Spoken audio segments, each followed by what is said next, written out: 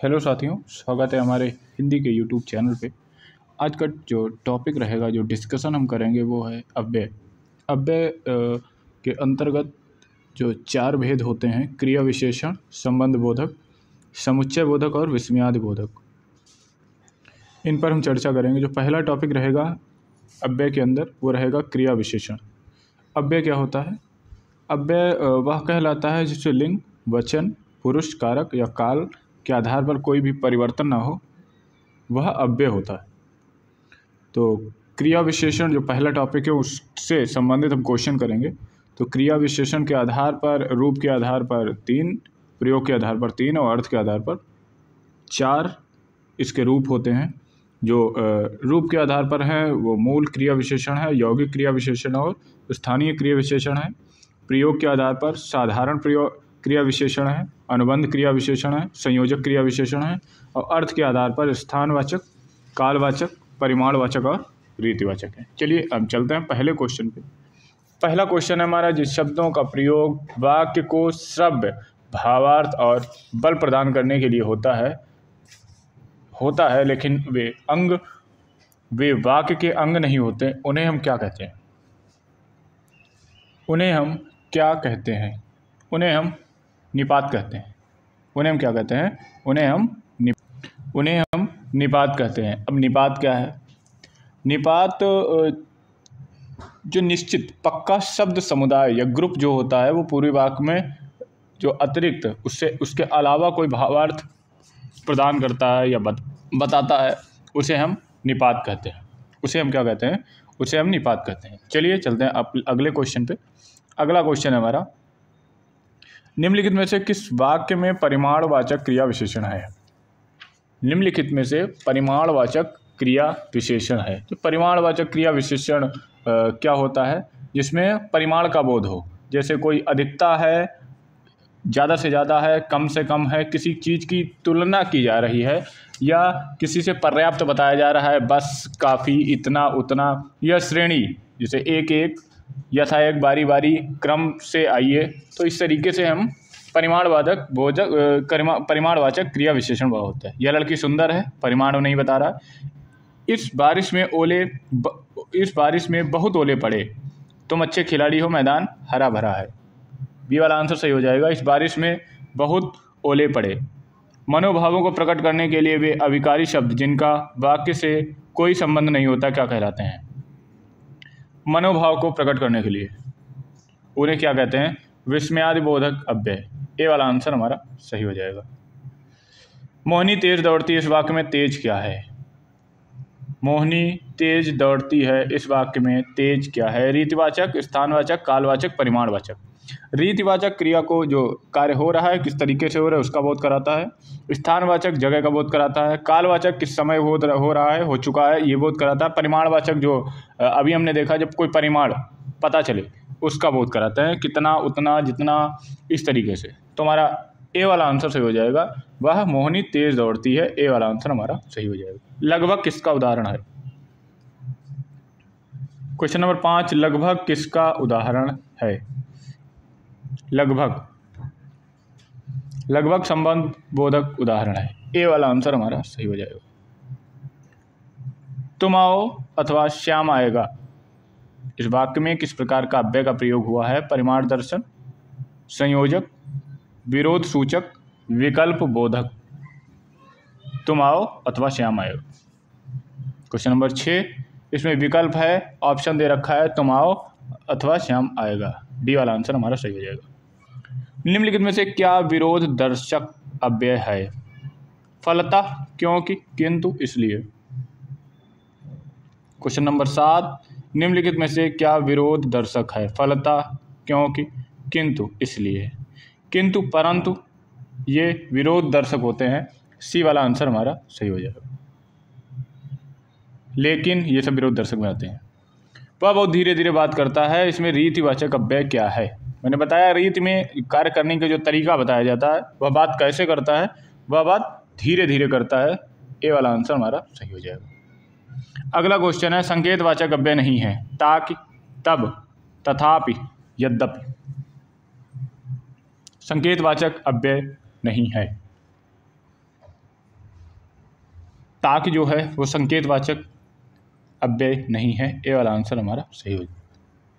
Question number next, question number 10, निम्नलिखित में से क्या परिमाण दर्शन अव्यय है? निम्नलिखित में से क्या परिणाम दर्शक अव्यय है? और, लेकिन, फलतः, नहीं। सी वाला आंसर सही हो जाएगा। परिमाण दर्शक अव्यय है फलतः। क्वेश्चन नंबर 11 देखेंगे हम।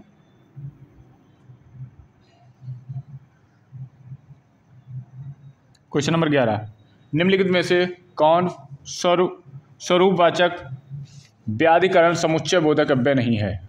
स्वरूपवाचक व्याधिकरण समुच्चय बोधक अव्यय नहीं है। क्वेश्चन नंबर 11, जब, जो, मानो, की।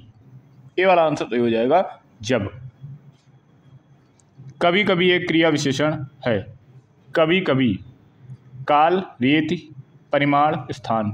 कभी कभी कालवाचक। ए वाला आंसर सही हो जाएगा। क्वेश्चन नंबर नेक्स्ट, निम्नलिखित में से क्या एक संयुक्त क्रिया विशेषण नहीं है? संयुक्त क्रिया विशेषण नहीं है। सांझ सवेरे, प्रतिपल, कुछ ना कुछ, वहां पर। एक संयुक्त वाचक क्रिया विशेषण नहीं है। क्वेश्चन नंबर 13, कुछ ना कुछ या संयुक्त वाचक वह। सांझ सवेरे, प्रतिपल, कुछ ना कुछ, वहां पर संयुक्त वाचक क्रिया विशेषण नहीं है। डी वाला आंसर हमारा सही हो जाएगा। अगला क्वेश्चन है, निम्नलिखित में से क्या एक यौगिक क्रिया विशेषण है? निम्नलिखित में से क्या एक यौगिक क्रिया विशेषण है? यौगिक क्रिया विशेषण है। छटपट, यहां तक, कुछ ना कुछ, प्रतिपल। क्वेश्चन नंबर 14, निम्नलिखित में से क्या एक यौगिक क्रिया विशेषण है? छटपट, यहां तक, प्रतिपल, कुछ ना कुछ। कौन सा आंसर हमारा सही हो जाएगा? क्वेश्चन नंबर 14 आंसर हमारा सही हो जाएगा यहां तक। बी वाला आंसर हमारा सही हो जाएगा। एक शब्द का निम्नलिखित में से किस रूप में प्रयोग नहीं किया जा सकता? संज्ञा, विशेषण, संबंध बोधक, क्रिया विशेषण। एक शब्द का प्रयोग किस में नहीं किया जा सकता? संज्ञा में नहीं किया जा सकता, विशेषण में नहीं किया जा सकता, संबंध बोधक में नहीं किया जा सकता, क्रिया विशेषण में नहीं किया जा सकता। सी वाला आंसर हो जाता है। इससे संबंध से कोई लेना देना, कोई संबंध नहीं है। सी वाला आंसर हमारा सही हो जाएगा। पुस्तक के बिना कैसे पढ़ेंगे? पुस्तक के बिना कैसे पढ़ोगे में संबंध बोधक अव्यय कौन सा है? पुस्तक के बिना कैसे पढ़ोगे? कैसे पढ़ोगे बिना पुस्तक? संबंध कौन बता रहा है? संबंध कौन बता रहा है? बिना। सी वाला आंसर हमारा सही है। निम्नलिखित वाक्य में संबंध बोधक के रूप में क्या प्रयोग किया गया है? जिसके घर के आगे ही मेरा घर है। संबंध कौन बता रहा है? उसके घर के आगे ही मेरा घर है। उसके के आगे मेरा, क्या आंसर सही हो जाएगा? उसके घर के आगे ही मेरा घर है। क्वेश्चन नंबर 17, आगे संबंध बता रहा है। सी वाला आंसर हमारा सही हो जाएगा। अगला क्वेश्चन है, कटोरे भर उसने खीर खाई, इसमें अनुबंध संबंध बोधक अव्यय कौन सा है? कटोरे भर उसने खीर खाई, कटोरे भर उसने खाई, कौन सा सही हो जाएगा? भर जो है वो अनुबंध संबंध बोधक अव्यय है। बी वाला आंसर सही हो जाएगा। क्वेश्चन नंबर 19, मैंने तुम्हें पढ़ाया इसलिए तुम उत्तीर्ण हो गए में कौन सा शब्द समुच्चय बोधक अव्यय है? मैंने तुम्हें पढ़ाया इसलिए तुम उत्तीर्ण हो गए।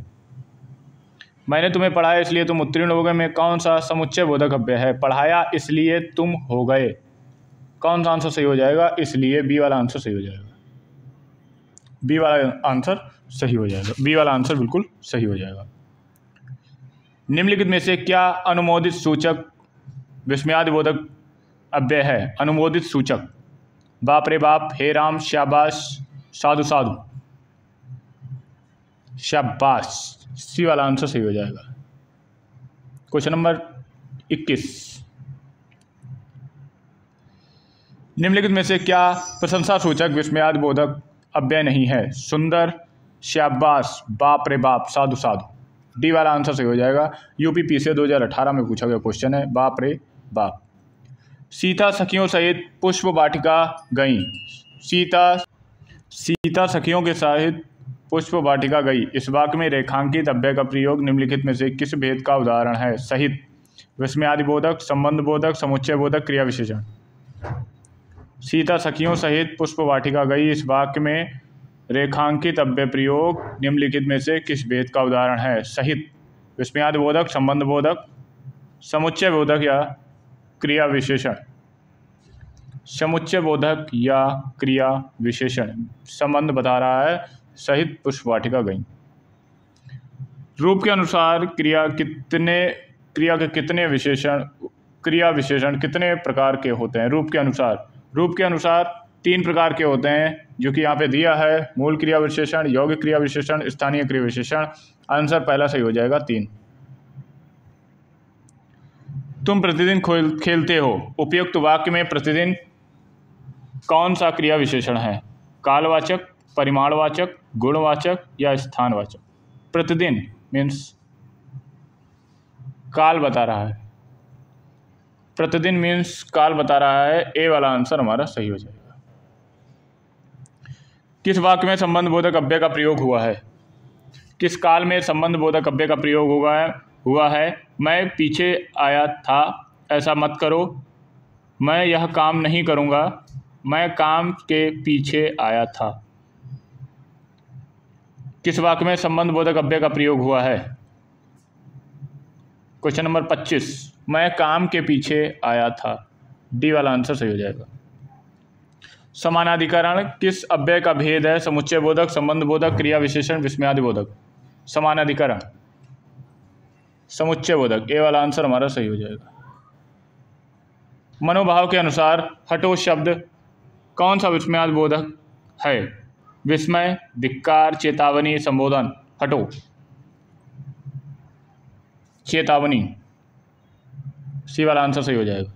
तुम दिन भर घूमते रहते हो। भर शब्द कौन सा अव्यय है? तुम दिन भर घूमते रहते हो। भर निपात में प्रयोग किया जाता है। ए वाला आंसर सही हो जाएगा। ए वाला आंसर हमारा सही हो जाएगा। हम दोनों शांतपूर्वक पढ़ते हैं। इस वाक्य में पूर्वक शब्द कौन सा संबंध बोधक है? हम दोनों शांतिपूर्वक पढ़ते हैं। इस वाक्य में पूर्वक कौन सा संबंध बोधक है? मौलिक। ए वाला आंसर सही हो जाएगा। क्वेश्चन नंबर 30, अर्थ के अनुसार क्रिया विशेषण के कितने प्रकार होते हैं? अर्थ के अनुसार 4 प्रकार का होता है। स्थानवाचक, परिमाणवाचक, कालवाचक, रीतिवाचक। क्वेश्चन आंसर नंबर डी 4 सही हो जाएगा। मैं वहाँ से होकर आया हूँ वाक्य में अव्यय शब्द है। मैं वहाँ होकर हूँ वाक्य में कौन सा अव्यय शब्द है? क्वेश्चन नंबर 31, बी वाला आंसर सही हो जाएगा, वहाँ। उसने कटोरा भर दूध पिया। इस वाक्य में अव्यय कौन सा है? कटोरा भर दूध पिया।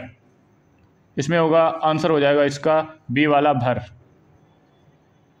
नेक्स्ट क्वेश्चन है, वह 1 सप्ताह बाद आया। इस वाक्य में कौन सा शब्द क्रिया विशेषण है? वह 1 सप्ताह के बाद घर आया। वह 1 शब्द बाद आया। इसमें आंसर सही हो जाएगा बी वाला।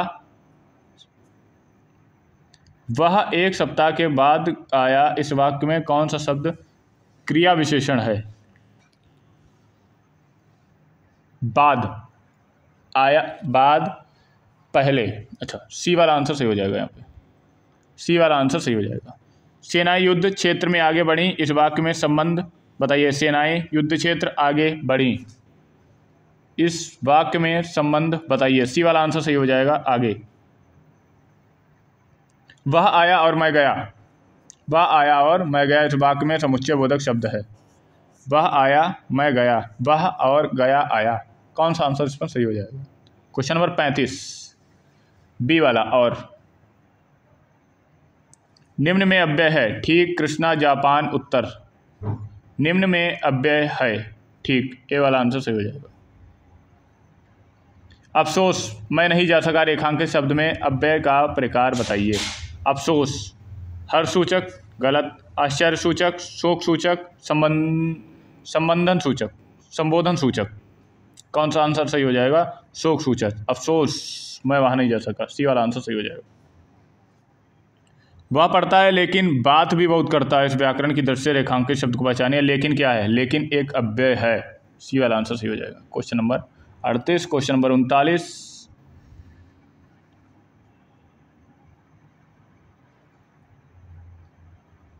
क्वेश्चन नंबर 39, उसे धीरे धीरे लिखने की आदत है। रेखांकित शब्द में क्या है? धीरे धीरे क्या है? धीरे धीरे क्रिया विशेषण है। क्रिया की विशेषता बता रहा है। मुंबई के निकट पुणे है। रेखांकित शब्द क्या है? निकट। रेखांकित शब्द क्या है? निकट क्या होगा? मुंबई के निकट पूना है। क्वेश्चन नंबर 40 डी वाला आंसर सही हो जाएगा, संबंध सूचक। हाय अब मैं क्या करूं, इस वाक्य में विस्मयाद बोधक शब्द बताइए। हाय अब मैं क्या करूं, विस्मयाद बोधक क्या है? हाय। बी वाला आंसर सही हो जाएगा। कौन सा समुच्चय बोधक अव्यय नहीं है? कौन सा समुच्चय बोधक अव्यय नहीं है? कौन सा समुच्चय बोधक अव्यय नहीं है? आजन्म, अर्थात, अथवा, अतएव। ए वाला आंसर सही हो जाएगा, आजन्म, ये अव्यय नहीं है। कौन सा पद विकृत नहीं होता? संज्ञा, क्रिया विशेषण, अव्यय। अव्यय विकृत नहीं होता, डी वाला आंसर सही हो जाएगा।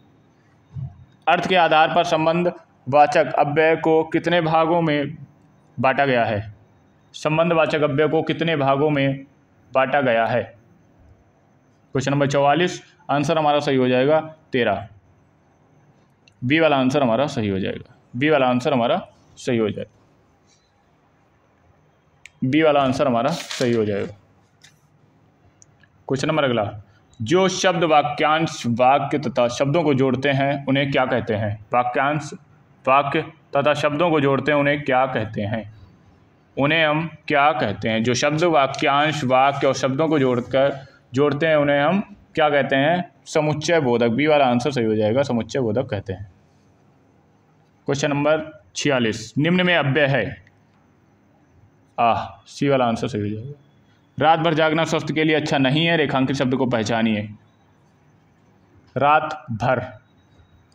क्वेश्चन नंबर 47 ए वाला आंसर सही हो जाएगा, संबंध सूचक।